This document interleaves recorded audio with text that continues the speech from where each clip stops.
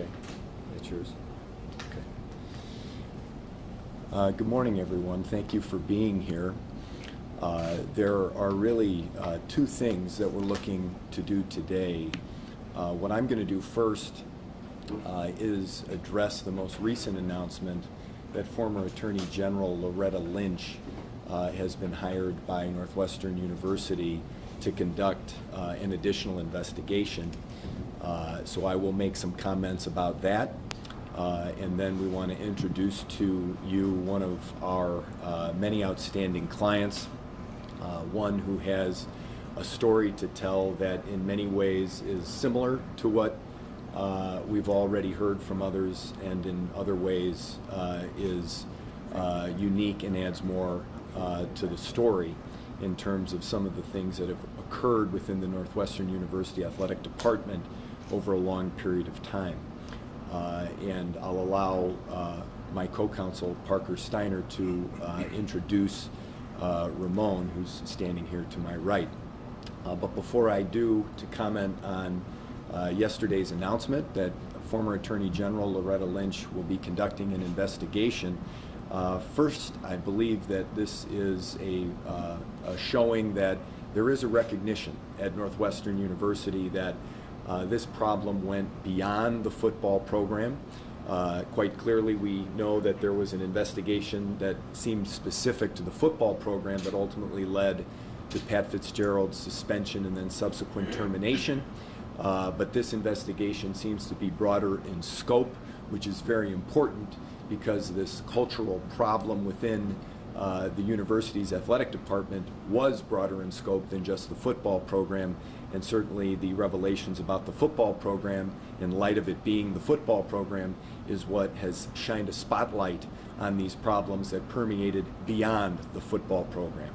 And so that recognition is because Northwestern does have knowledge as to what's gone on over time, and now they have an independent investigator who, as they've said, will make the findings public when it's concluded, which brings us back to the investigation into the football program, where the findings have not been made public, which we continue to seek. We have not been provided a copy. Obviously, the public has not been. To the extent there are confidentiality concerns, names can be redacted, information can be redacted to protect whatever must be protected. However, release of more than just the executive summary is still very important for transparency here, and we continue to demand that that occur. As it relates to Ms. Lynch's investigation going forward, we have a number of clients. There are, of course, other law firms that have a number of clients who have come forward either anonymously or with their names in the public or on lawsuits, and we certainly encourage Ms. Lynch to talk to these folks, and we look forward to cooperating in various ways, because these are stories that need to be heard through whatever outlet they must, through the litigation process, but also through this internal investigation, so that Northwestern can, in essence, cleanse itself of the problems they've had for a very long time and move forward in a much better way, because our clients are very interested in their alma mater moving forward in a better way, bettering themselves, and ensuring that this doesn't happen to young people going forward anymore. And so with that, I'll let my co-counsel, Parker Steiner, introduce our wonderful client, Ramon. Thank you, Pat. Good morning. Later this morning, a lawsuit will be filed on behalf of Mr. Diaz, who you'll hear from shortly. This story and the depth of this story continues to evolve day by day, week by week, based on the number of clients that we're communicating with and stories we're hearing. Thus far, and I understand why, there's been the shock factor around the sexualized hazing in this case. The stories that we've heard certainly shock individuals that hear them. But I think there's a large component as far as the culture at Northwestern and within the athletic department that's been overlooked. And that's the racism, the bigotry, and the hazing based on race. And Mr. Diaz's complaint will demonstrate the culture that was tolerated within the athletic department, and what you'll hear from him shortly demonstrates that. And I hope that the media continues to cover this story and doesn't just focus in on the sexualized hazing component, but the big picture that was tolerated within the athletic department, and certainly the racism and bigotry that you'll hear shortly from Mr. Diaz.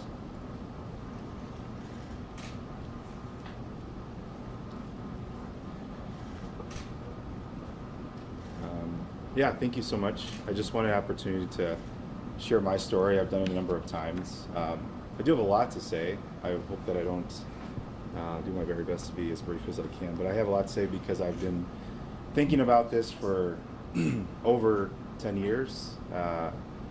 Things that have played out in significant ways in my life, mentally, emotionally. My family's been impacted, so I just love the opportunity. Thank you, Parker and Patrick, for giving me the opportunity to share. Deeply privileged. So I want to just share a little bit about my background. So my name is Ramon Diaz. I was born and raised in Illinois. I played on the offensive line for Northwestern University from 2005 to 2008. Presently, I'm a clinical therapist. I'm licensed in Illinois. I've specialized training in the areas of complex trauma, different areas of what they refer to as dialectical behavioral therapy, and then, of course, drug counseling therapy as well. I'm currently working on a PhD in neuropsychology. So what that generally means is that I'm studying areas of psychological science, theory, theoretical psychology, and neuropsychology, of course, and I plan to teach as a college professor when I'm finished. That's the hope. James Patton, I believe, groomed me as a high school junior and a senior to persuade me and my family that my well-being would be prioritized. While I played football at Northwestern University, we welcomed James Patton into my house. He told us a story. It was framed in a way that I thought, and my parents thought, that I would receive an excellent education, and I would be treated for the human being that I am, and not just for my skill level or what I could produce on the field. My experience playing football at Northwestern University haunts me to this day. I never will forget the mistreatment that I experienced for those 4 years.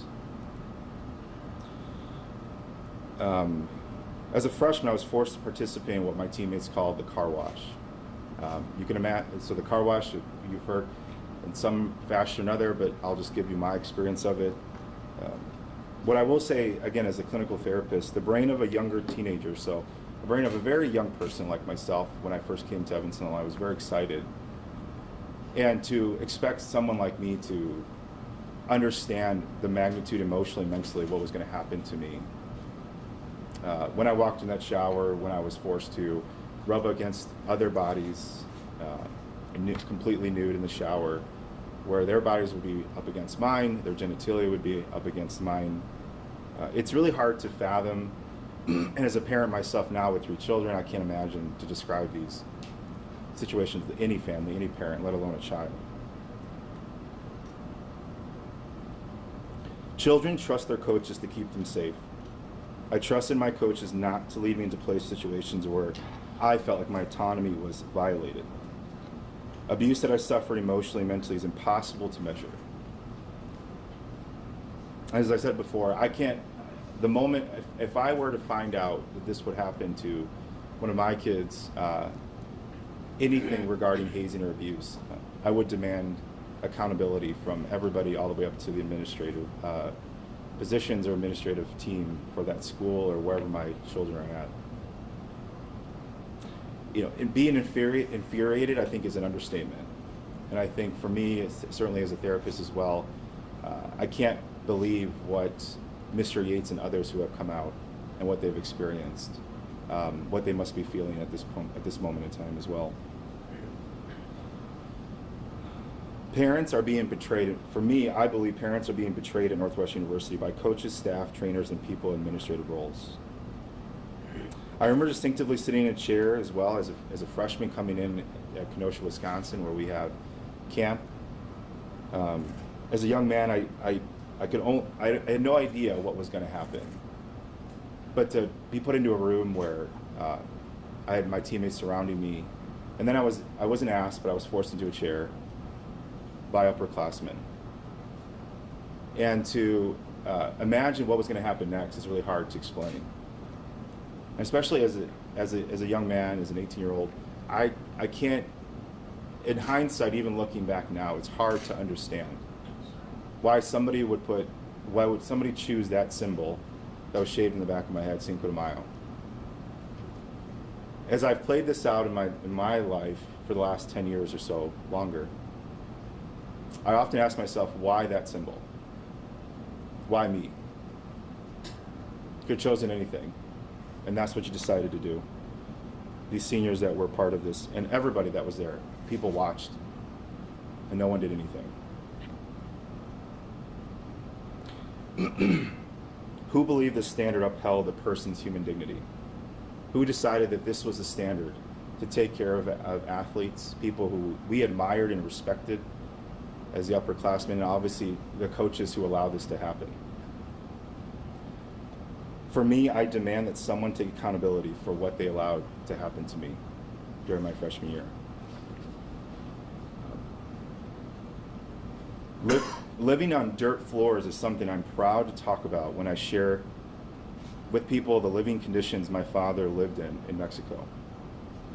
I'm proud to be my father's son, and I'm a Latino American. The harsh living conditions my father endured reminds me of the virtues he instilled into me: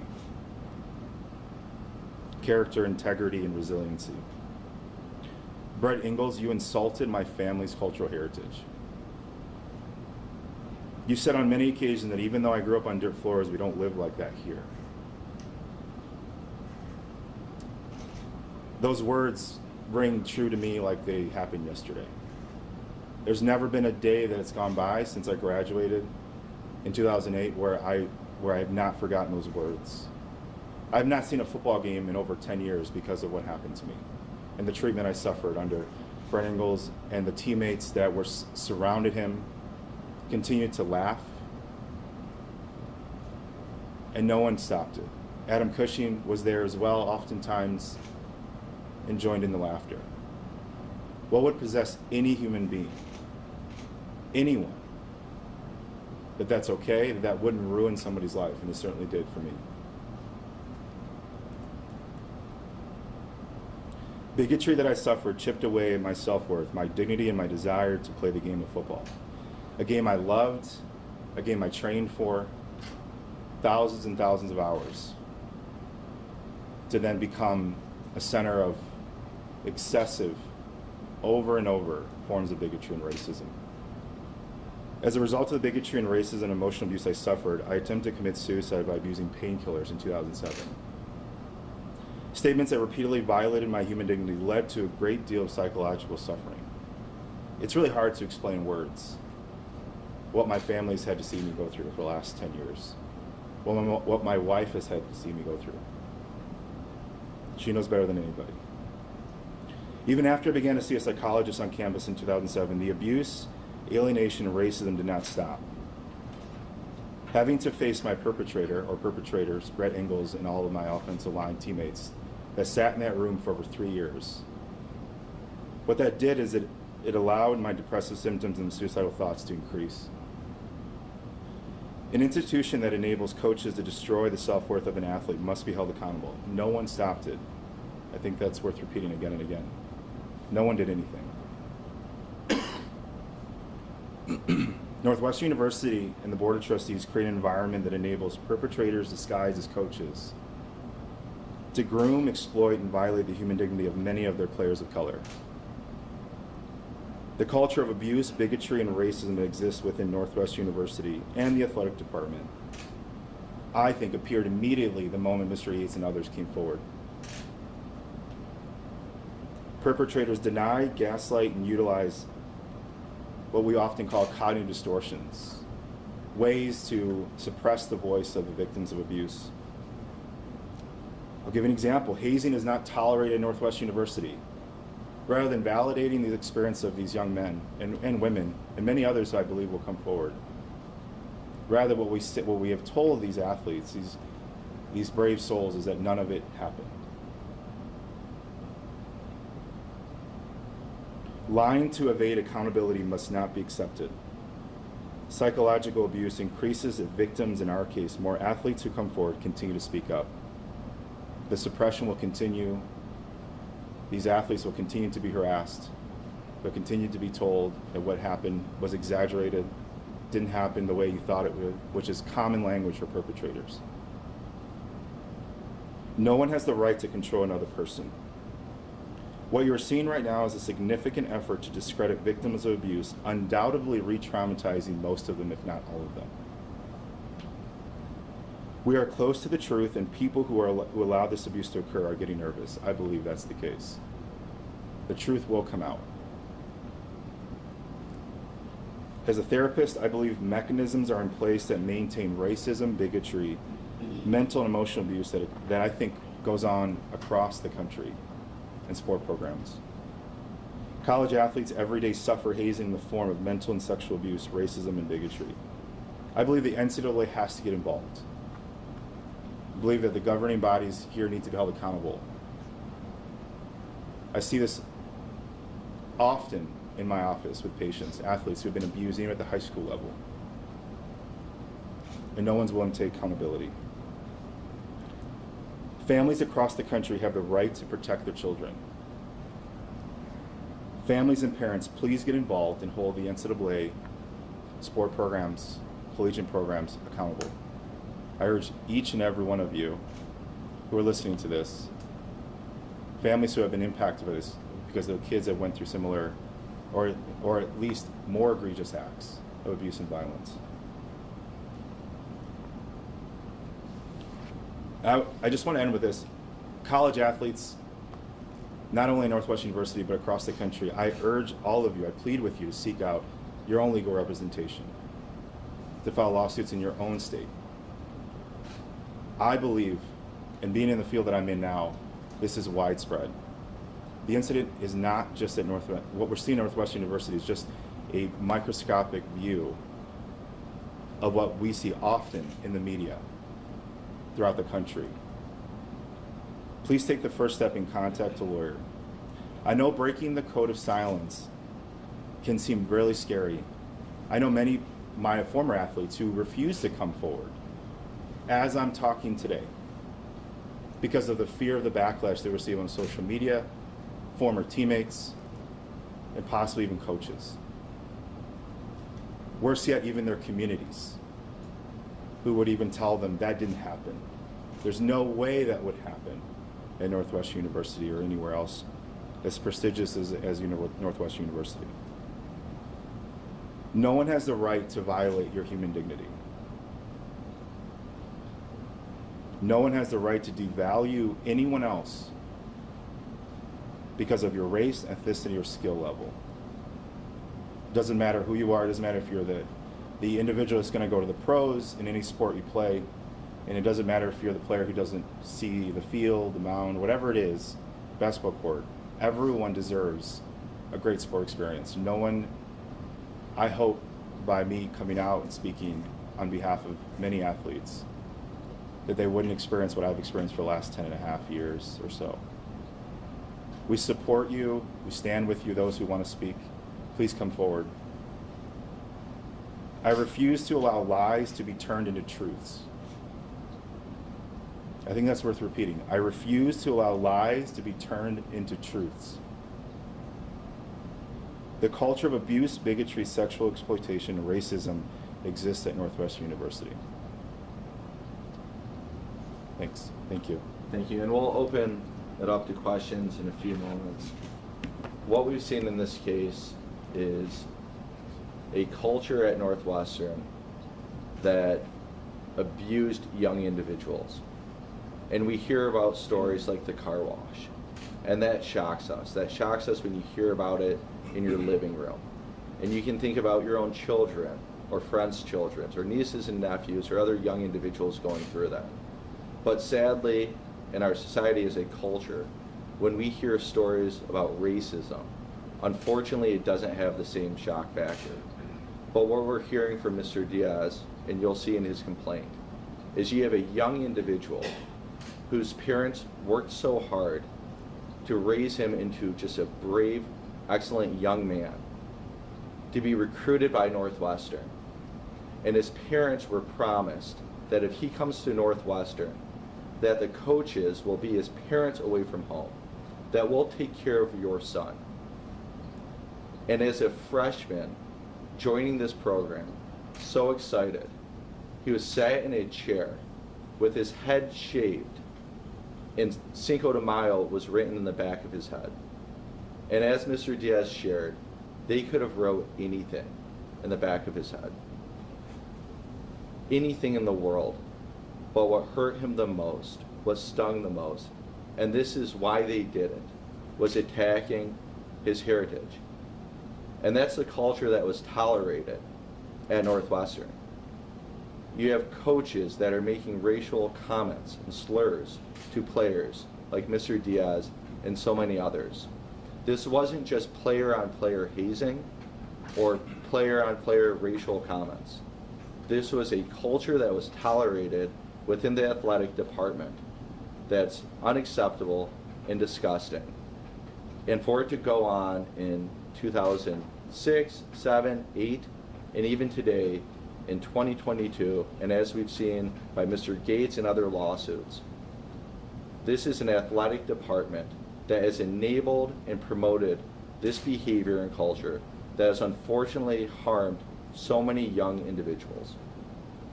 If anyone has any questions, I'll have Mr. Diaz step back in. I'm Julie from Deadspin. The question I had for you, Ramon, did Northwestern have anyone set up that you or anyone else on the team could go to, you felt you could go to, and if not, why not? Yeah, no, that's a great question. So again, I have a lot more language around this now, right, as a therapist and Right. someone who studies the mind pretty much every waking hour of my day. A culture of abuse that's composed of people who disguise themselves as coaches, really who are perpetrators. The psychological abuse and control does not allow anybody, including myself, to feel like you could go to anybody without those same statements coming back somehow to your position coach, or even further, obviously, to the head coach. I didn't have anything else but a scholarship. I didn't have an important job waiting for me. I was the first natural-born American citizen of my family. I knew that I had everything to lose. I don't know if that helped answer your question. Absolutely. Okay. What did it take for you to go public, to go before these cameras today? Because it's been running for a while. How do you feel about the others who have been able to stand in front of the public and say these things? Yeah, I felt compelled when I felt the young men and women who have come forward to be an advocate for them. And I felt also, what I'm saying today is something I've replayed in my mind for a long time. And even players that I've played with, we've been talking about these incidences for over 10 years. And so when the letter that was allegedly written by the entire college football team, I'm not sure who that was, I'm not sure who wrote it, that is indicative of the cultural abuse that exists in Northwestern University. You violated and you invalidated the experiences of these brave souls. I can't imagine what they're even feeling even today. I'm sure they've been attacked on social media. Again, I don't can speculate, but I imagine that's the case. And I wanted to stand with them, and I believe it was right. I've gone through the healing journey. I don't want that. I don't want others to have to go through what I had to go through. When you endure racial discrimination, the pain is apparent, but describing it is really hard. You didn't feel like you could say anything like that, just how wrong that was for them. Yeah, I mean, I go back to the same comments with regards to the culture of abuse. The systematic, methodical psychological control does not even make that available for kids, for young men and women who are part of a culture that is so systemic, that's filled with these parameters where, as Mr. Yates said, I confirmed the same testimony that you didn't feel like you could tell anybody because it could go back to somebody who could lose playing time. And I know when I was seeing the psychologist in 2007, I wasn't really talking about the root cause of what was really happening, because I wanted to play. Like, as someone who doesn't have anything to lose, or has everything to lose, I could not afford to say anything that might jeopardize my scholarship. So when Coach Fitzgerald was let go and the rest of the coaching staff remain, how do you feel about that? I believe that a culture of abuse exists at Northwestern University, and the mechanisms, the agents that are in place create this environment. So it's still going on. Do you feel that? There are probably people within the athletic department that are still employed that enabled this culture. Terminating Coach Fitzgerald was probably the first step with changing the culture at Northwestern. And this is part of the reason that myself and Mr. Selvey demand that the university release and publish the unedited investigation that's already taken place. Because my assumption is that investigation identifies other individuals who enabled this culture. So to Mr. Diaz's question, I don't know if the culture is continuing on over the last 30 days, but 35 days ago, my assumption is that a culture that tolerated hazing, racism, bigotry was still in existence. And I believe there are still other individuals within the athletic department that were responsible for creating that culture. Are you talking about the investigation that's underway by Northwestern right now, or what details? The Arndt Fox investigation. Okay, The independent investigation that, for whatever reason, they're refusing to publish. okay. And I have my suspicions as to why it's not being published. And as Mr. Selvey said, we think it's great that Ms. Lynch is now going to conduct an investigation, and I assume that investigation will be of the entire athletic department and the culture within the athletic department. But I also assume that the investigation that's already taken place that led to the executive summary was very specifically focused in on the football program. And when dozens upon dozens of interviews were conducted, I assume there were other names mentioned besides Coach Fitzgerald. And I, like others, on behalf of survivors of abuse, alumni, faculty, and the public, demand that Northwestern publishes that before the football season begins.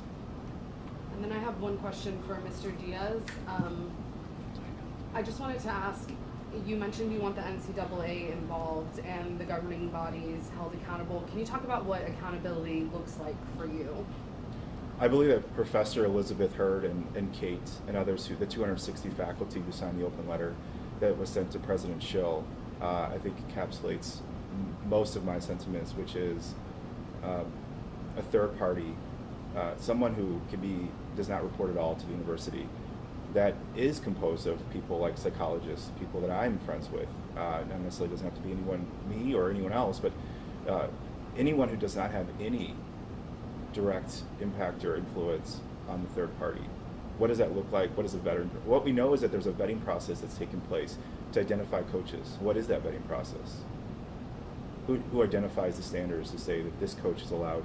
I can tell you from my personal experience, if people ask me today, are your kids going to play sports? I'm not even sure if I want them to play sports right now, because I know how widespread this issue is. And and the research only suggests that very strongly, of what we're allowing to happen in the U.S. in terms of the abuse that goes on very young age. And I see this all the time in my office. And I get very adamant about this point because I have to then help parents cope with their children who are depressed, suicidal, already very young, as early as 5 years old, 6 years old. So who are these people that are beginning this vetting process? What are the standards? What's the criteria? I have my opinions. That would be a place to start. I think that open letter suggests quite a bit. I really appreciate their comments. So. Mr. Diaz. To what extent, as a player, as a student, were you aware of any sort of activity like this going on in other schools from your crossing paths with other players? When I was getting recruited as a junior and senior, this was going on everywhere.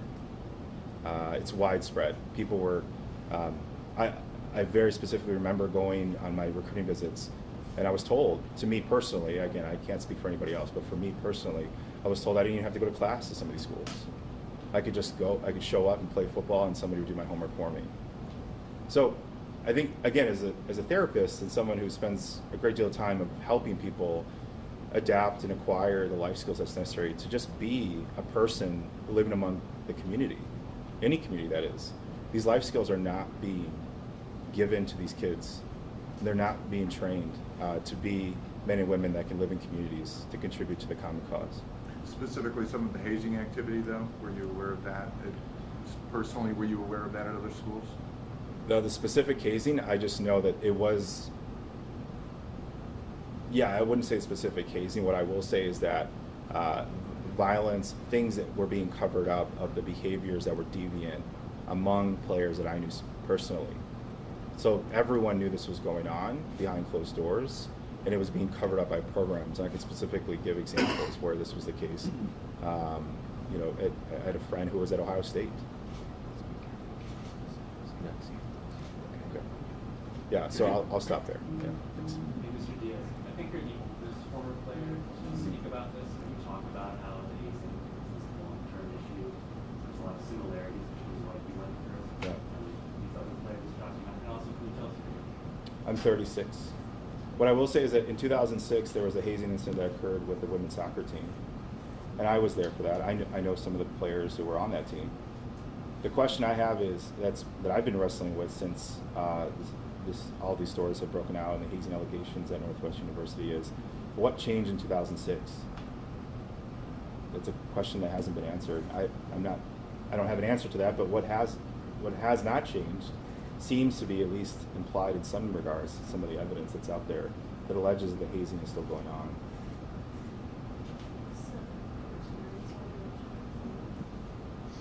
It's why I'm doing what I'm doing.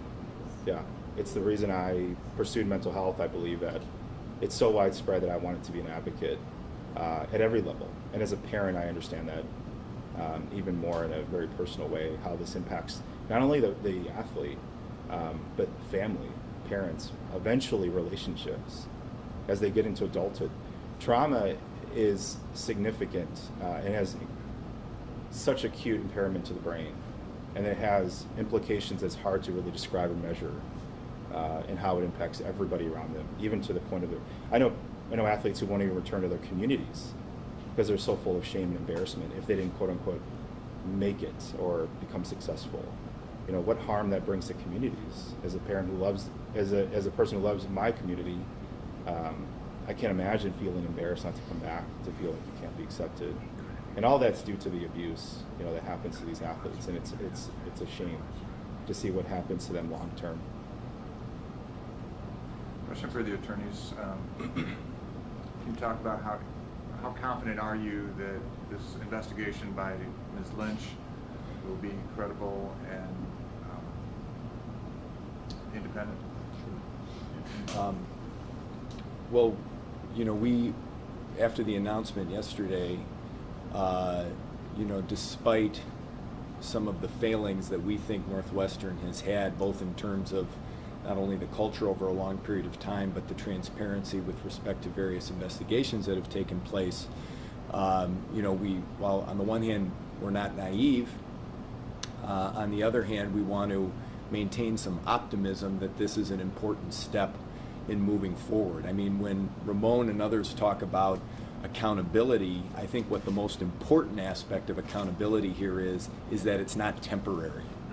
And so what we have seen over the course of years at Northwestern, and as we've gotten client calls and talked about their stories and some of the aftermath of various hazing incidents, is that in certain ways the consequences have escalated, but they've done it in such a way, and what I mean by that is coaches have been suspended, coaches have been fired, and we've seen that. We saw that with the baseball team, we saw it with the cheerleading squad, we saw it with, of course, the football team, and we've seen it in other sports as well. And so these are actions that on their face appear to say, hey, we want to hold people accountable. The question is, what's next? And when players that have stepped forward and spoken up, even after these incidents, are retaliated against, or when the culture just kind of falls back in line with what it had always been, even after some of these suspensions or other consequences that Northwestern has imposed, that doesn't change the culture. So that's why this needs to be a widespread effort, and certainly our hope is that this investigation by former Attorney General Loretta Lynch is towards that end. And I think time will tell. I think as we go through this process, to the extent that we are included, and to the extent we get to the end and we see what the public release is, I think that'll tell us whether or not this is serious, and we certainly have cautious optimism that it will be.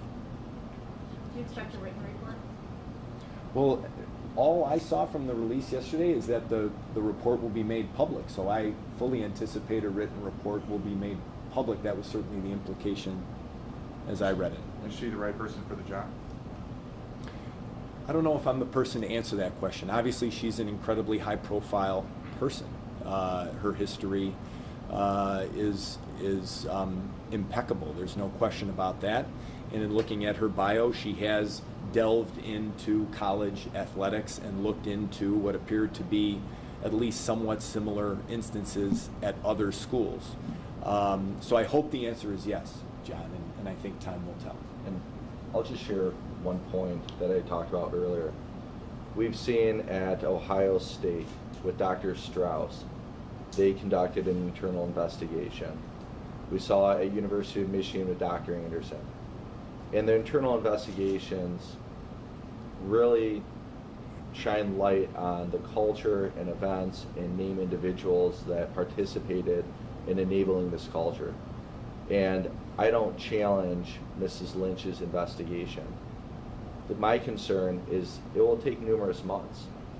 We're talking about a number of different sports programs spanning numerous decades. These survivors, the public, faculty, and alumni, deserve transparency today.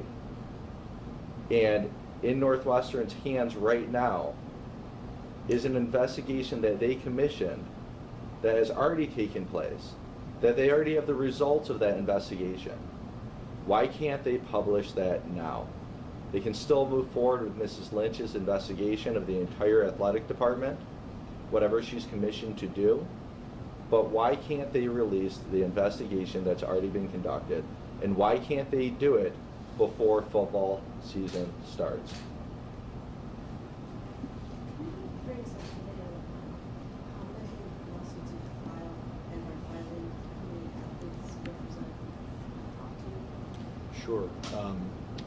So we have, I think it's roughly 24 clients. We have many more who have come forward, and for a lot of the reasons that Ramon has stated, it's hard for them to come forward, hire a lawyer, and decide whether or not to file a lawsuit, to decide whether or not to even hire a lawyer. And so that is certainly part of this, and I think when they hear Ramon speak and others speak, that provides them with a little bit more courage, a little bit more strength. There is strength in numbers to know that, you know, hey, you weren't the only one that experienced this. You're not the only one that's stepping forward. You have others too. And so we expect that to continue, and we've seen that continuing over the last few weeks.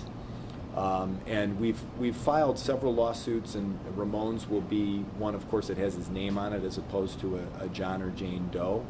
But there are many more to come. So, fourth.